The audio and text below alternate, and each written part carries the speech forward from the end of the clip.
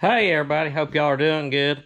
I said in my last video I'd make a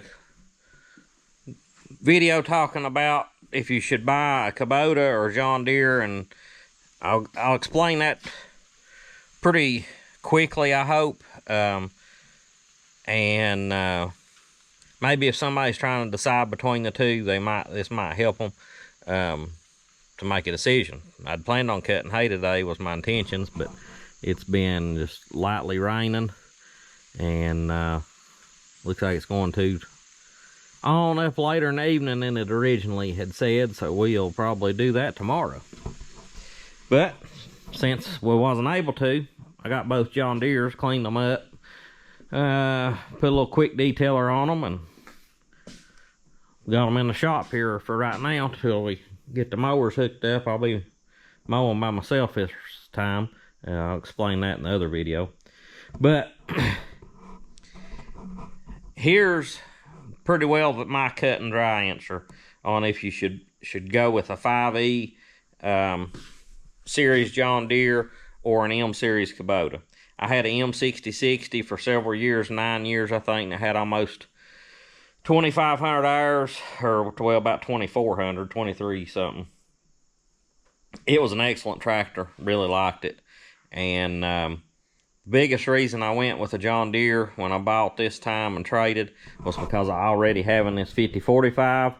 I thought, keeping the same brand would probably be good. Having same oils, filters. And then of course the John Deere doesn't have regen on this one. The 5045 does, but the newer versions have just got a diesel oxidation catalyst and EGR. They don't go through a regen cycle, which so far I've liked pretty well.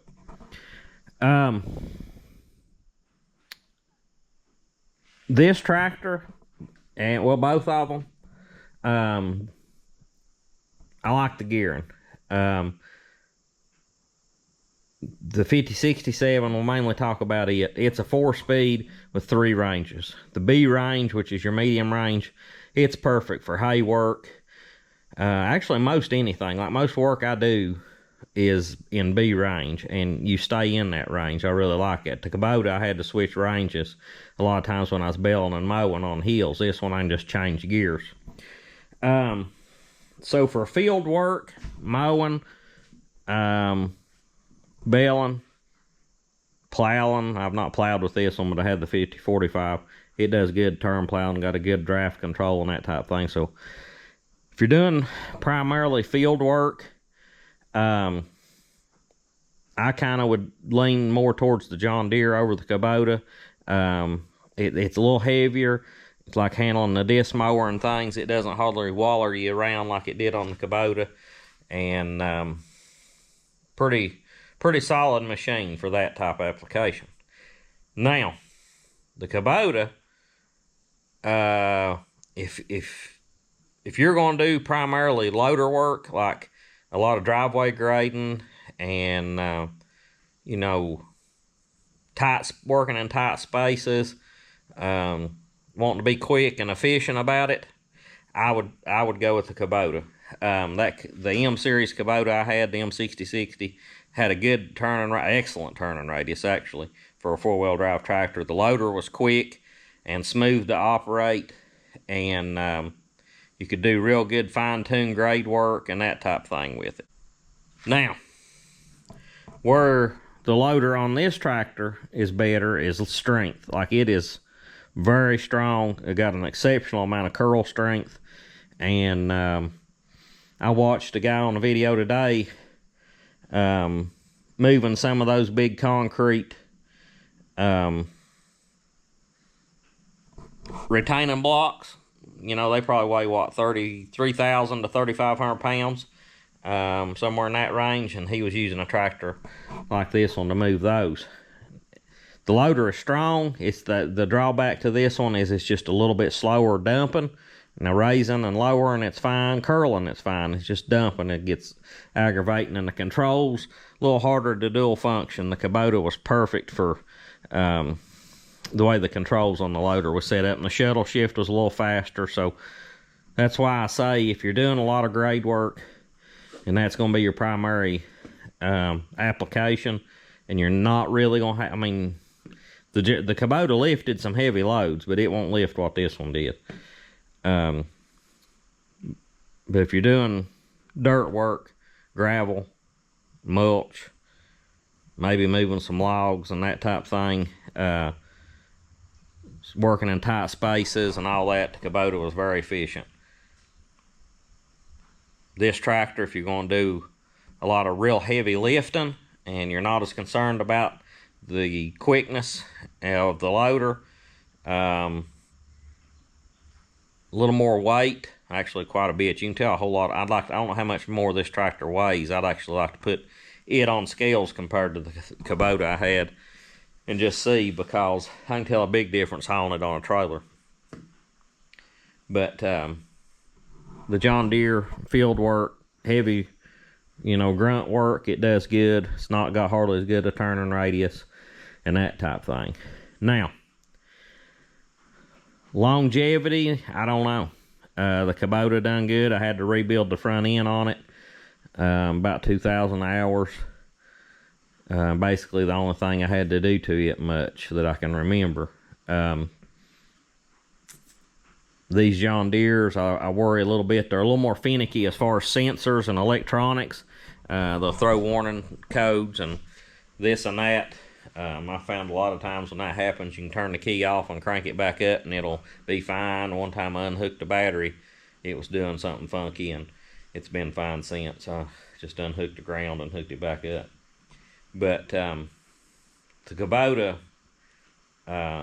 reliability from the one I had was excellent.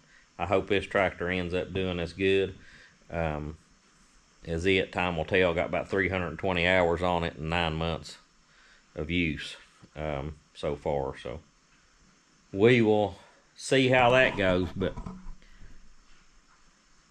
I'm not gonna knock anybody for going with the John Deere 5E, or I'm not gonna knock anybody for going with the Kubota M series. I mean, they're both excellent tractors. I wish I could have afforded to have bought this tractor and kept that Kubota I had. That would have been kind of the perfect scenario to have both. But money's a little bit of an hindrance there. But I'm very unbiased as to which one I'd go with. I do like that the issue I had with the fuel knock, which John Deere says wasn't an issue that would have caused problems. It was just more of an annoyance. But they made that right. They fixed it, and I think they want to make their customers happy. If you can get your dealership to work with you and move on to the corporate level, I think, if you got a legitimate complaint, they're going to try to work with you on it. I just never had that experience with Kubota to know how they would do. But I feel like they would be good to work with as well. So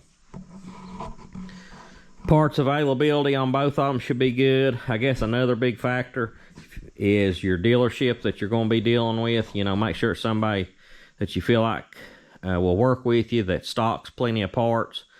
That's one thing I like about Mead Tractor there at Abingdon. They do stock a lot of oils and filters and parts and things, and you can go online also and order parts and have them shipped to your house. You don't always have to go out, which is very handy. So basically, field work, heavy brute loader work, John Deere. Kubota does good in the field. I just feel like the John Deere does a little better. The Kubota doing grade work, fine-tune work, and working in tight spaces is exceptional. The shuttle shifts fast, engaging, and pretty simple operation. This one here, it gets mad at me sometimes if I shifts one of the ranges or gears and the shuttle shift in the wrong sequence, and it'll beep at me, and I have to kind of go back to neutral with the shuttle and go again. I get a little aggravated at that, which that's just me. That's not really the tractor, but the Kubota, it don't have that many sensors on it, or the one I had did, and I don't know if the newer ones have changed any. But anyways, hope y'all enjoy this video, and if you got any questions, leave them. The reason I'm comparing those two brands is that's just what I've had experience with in this size class. So can't really give a honest view on anything else because I haven't had a personal experience with it. But I'm willing to talk to you, help you, answer questions or whatever. If you're in the market for a John Deere or Kubota, or maybe you haven't considered one, you've been looking at something else and this video sort of sparked some interest, send me an email, leave me a comment, whatever. But that's it. And hopefully we'll be cutting some hay maybe tomorrow, if not later tonight, but the way it's looking, probably tomorrow. And try to get all that knocked out of the way this week and move on to something else in the future. But appreciate everybody watching. Please leave me a thumbs up, leave me a comment, and we will talk to you later. Have a good one.